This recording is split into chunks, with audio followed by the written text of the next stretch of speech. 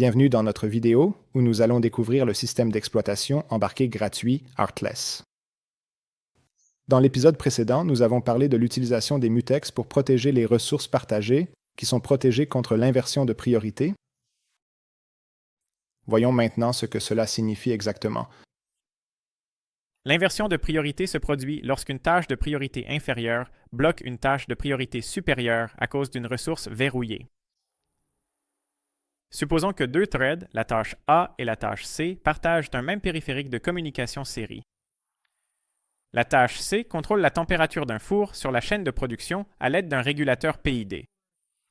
Il est important de maintenir la température précise en raison de la qualité du produit, c'est donc la tâche ayant la plus haute priorité. Le signal d'intervention du régulateur est envoyé par communication série. La tâche A envoie les données du four à l'écran de l'opérateur via le même périphérique série. L'affichage est la tâche ayant la priorité la plus basse. La tâche B écrit la grande quantité de données de diagnostic collectées pendant le fonctionnement du four sur un dispositif de stockage de secours à la demande de l'opérateur via un périphérique USB dédié. Cette tâche a une priorité moyenne. Voyons ce qui se passerait si nous avions utilisé un sémaphore binaire au lieu d'un mutex pour protéger le périphérique de communication série. Cette figure montre une partie du processus de chauffage. La température du four est contrôlée par la tâche C et les données sont envoyées à l'affichage par la tâche A. Dans un cas défavorable, l'opérateur appuie sur le bouton « Enregistrer les données » pendant que la tâche A est en cours d'exécution. L'ordonnanceur examine les tâches prêtes à s'exécuter lors du prochain cycle et la tâche ayant la plus haute priorité, la tâche C, obtient le processeur.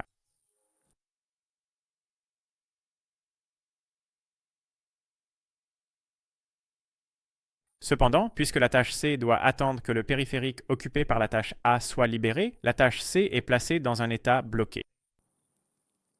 En conséquence, l'ordonnanceur exécutera la tâche prête à s'exécuter ayant la plus haute priorité, c'est-à-dire la tâche B.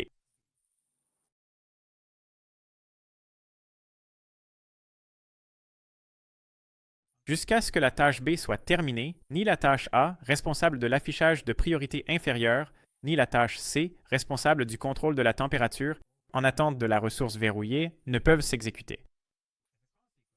En conséquence, la température du four peut dépasser la valeur requise, ce qui ne sera pas signalé à l'opérateur puisque l'affichage des données est également en attente.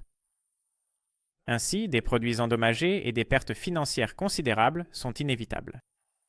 Ce phénomène est appelé inversion de priorité car la tâche B a été exécutée à la place de la tâche C, même si la priorité de la tâche C est plus élevée. Un mutex est un sémaphore binaire qui utilise ce que l'on appelle l'héritage de priorité. Lorsqu'un mutex est pris par une tâche et qu'une autre tâche de priorité supérieure souhaite l'acquérir, le système d'exploitation élève la priorité de la tâche qui détient déjà le mutex au niveau de celle de la tâche en attente. Voyons l'effet de cela à travers notre exemple.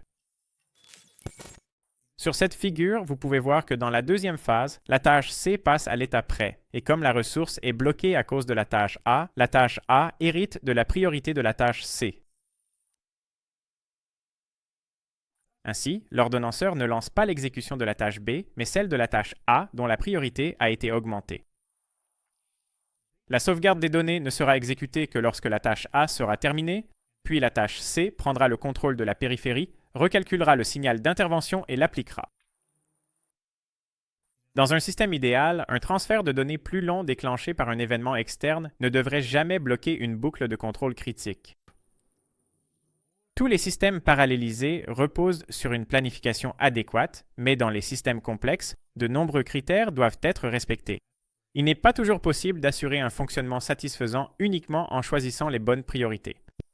C'est là que le mutex est d'une grande aide. La conclusion est que si vous souhaitez accéder à la même ressource depuis plusieurs tâches, utilisez un mutex et non un sémaphore binaire. Dans un système multithreadé, l'inversion de priorité n'est pas le seul problème possible, la famine peut également survenir.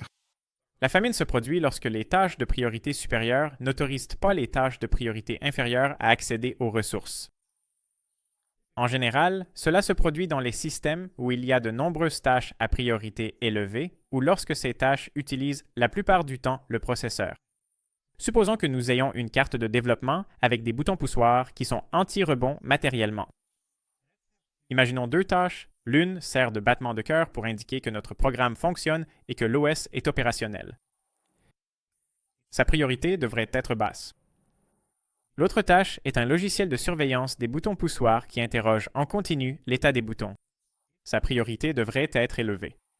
Avec ces valeurs de priorité, notre LED ne clignoterait pas, car la tâche de retour d'information ne recevrait aucun temps processeur en raison de sa priorité inférieure.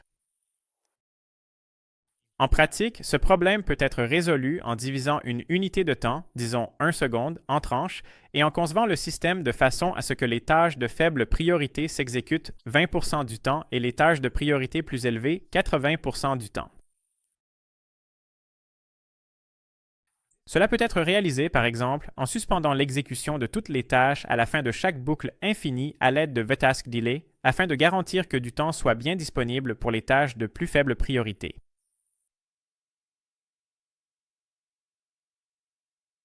Cette méthode peut peut-être être retenue comme une règle empirique. Si plusieurs ressources sont nécessaires pour plusieurs tâches, un phénomène appelé interblocage peut se produire. Supposons qu'il y ait deux tâches, toutes deux ayant besoin des ressources A et B pour accomplir leur travail. Comme nous l'avons vu précédemment, l'exclusion mutuelle nécessite l'utilisation de mutex. Supposons que nous l'ayons fait. Sur cette figure, nous avons esquissé une solution spécifique mais possible.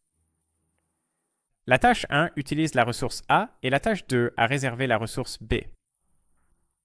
Cependant, une situation se produit où la tâche 1 annonce sa demande pour la ressource B et la tâche 2 réclame la ressource A. Dans ce cas, les deux tâches sont bloquées, car toutes deux souhaitent réserver des ressources qui sont actuellement utilisées. Si la tâche 1 avait réservé la ressource B avant la tâche 2, ce problème ne se serait pas produit, ce qui signifie que la situation d'interblocage dépend du moment où les actions sont effectuées. Dans les systèmes numériques, les erreurs dépendantes du temps sont appelées conditions de compétition. Ici, les tâches sont en concurrence pour les ressources. L'interblocage est l'erreur la plus grave dans un environnement parallèle. La seule façon de les gérer est de redémarrer notre appareil, mais cela n'est pas possible dans les systèmes critiques pour la sécurité. La meilleure solution est de concevoir le système de manière à ce que cela ne puisse pas se produire. En général, il existe deux méthodes pour cela. La première est une solution médiocre, où l'on ne reste jamais en attente du mutex pour une durée infinie. Ainsi, un interblocage peut exister au maximum pendant le temps d'attente spécifié. La seconde consiste à réserver immédiatement les mutex qui protègent toutes les ressources nécessaires avant d'exécuter une tâche sans aucune attente.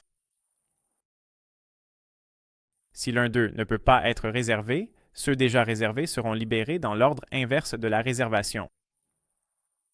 Par exemple, si nous devons réserver les ressources A, B, C, D, mais que D est déjà prise, l'ordre de libération doit être C, B, puis A.